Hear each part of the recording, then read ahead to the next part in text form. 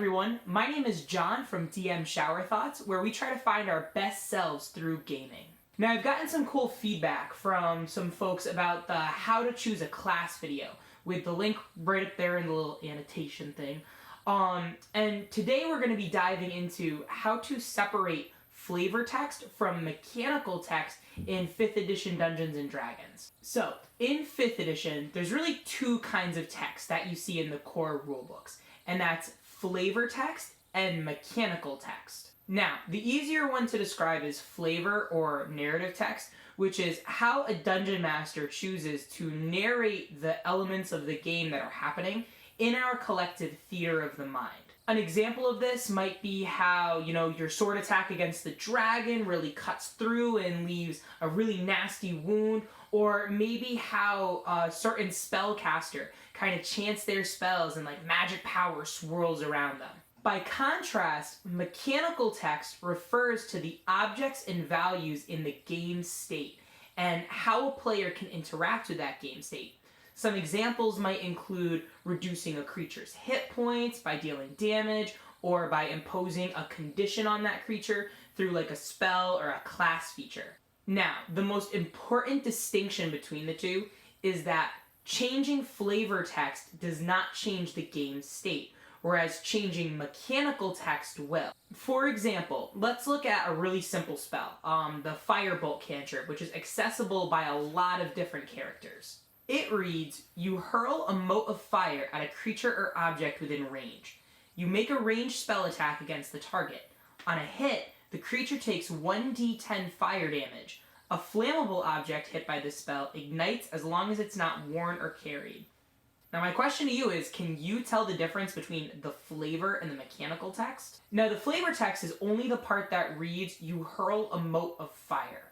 The way that we can tell is that changes to this text don't impact the game state. Whether you hurl the mote of fire, or you shoot it like a finger gun like this, or whether it's not shaped as a mote, if it's shaped like butterflies or missiles, none of that is going to change the system of the game that's being played.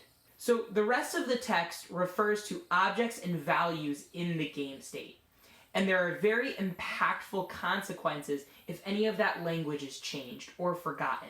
For example, when the spell reads that the mote of fire you're hurling is at a creature or object, the text is referring to specific categories of targets. Some spells are even more specific than this, calling out specific kinds of creatures or objects that can be affected. As we move on, the text then reads, make a ranged spell attack against the target. This lets us know that we as the caster are rolling the d20, adding our spell attack modifier in order to see if we hit the target's armor class. It even lets us know that as long as we hit, we're going to roll a d10 as the damage die, and we're also going to be rolling for fire damage. And at the end, it even gives us a possible condition to add to an object, saying that an object not being worn or carried that's flammable ignites into flame. All of those different examples are things that change the game state. Now, it can be difficult to distinguish between mechanical text and flavor text because just like that example, a lot of times the two categories of text are actually written into the same description. Now, because of that, when I'm teaching a new player how to play 5th edition, the first skill I make sure to train them in is being able to tell the difference between the game's mechanics and the game's flavor or narrative that they have more power to change. While I know a lot of dungeon masters that prefer to coach players on how they roleplay or really fit their backstory into the mythos of their world, I find that players that are interested in that part of the game will do their homework on their own. Now I find once a player has learned the mechanics of the game, they are now empowered to make intentional decisions with their character. I find that players that ignore mechanics and really focus on the flavor or the narrative aspects of the game forfeit that power to the dungeon master. And a lot of times the dungeon master, just through misunderstanding or miscommunication, will a lot of times misuse that power and not properly represent the story that the player wants to tell.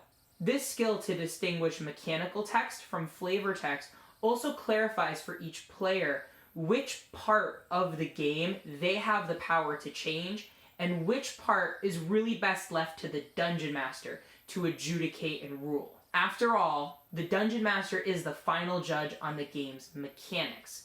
However, they aren't necessarily the final judge on the game's flavor. While the Dungeon Master is the ultimate narrator of the world that they've created and the scenario that the players are playing through, I find that there's a lot of value in allowing my players to describe, how their character acts, what their character's abilities look like.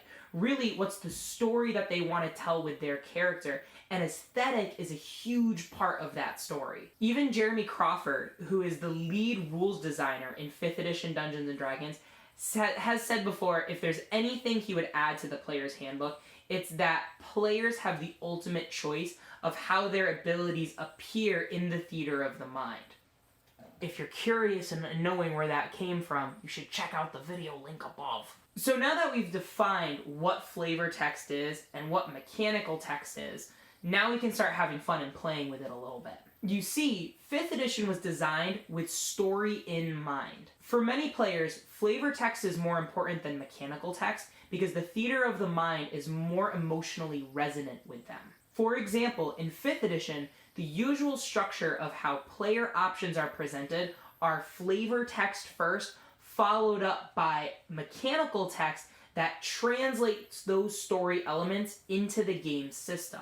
From my understanding, the intention of this style of game design or presentation of story and mechanics was to have players immerse themselves in a kind of story first and really leave the mechanics for the Dungeon Master to adjudicate. Now, there are at least 2 unintended side effects that I found running 5th edition that come from this kind of thinking. First, I find a lot of players can get confused on what's flavor text and what's mechanics text. Sometimes you have players that believe some kind of flavor text has mechanical weight, and then they get into a weird funk trying to figure out why the mechanics choice they thought they had isn't actually a choice. It was just flavor text to describe what was happening in the theater of the mind. Even worse yet, a player not understanding the weight of the mechanical text may not include pretty important information about a certain game mechanic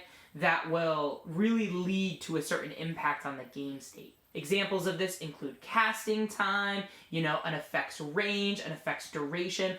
All of those elements are important game mechanics that help keep the system in balance. Now, even more damaging, the second side effect I've noticed is a lot of players, and DMs included, find that the story of a mechanic is the limit to what story can be told with that mechanic. Second, and probably more damaging, I find that a lot of players or DMs will interpret the story that's paired with a mechanic as the only interpretation of what story that mechanic can tell. This leads to certain outlooks like all barbarians need to be angry or all rogues have to be criminals. And it can really be detrimental to a player that's trying to tell a unique story through the mechanics of one of those character classes. Now, in 5th edition, each character class's mechanics are carefully balanced with each other, and there are certain roles that each of those character classes can fill.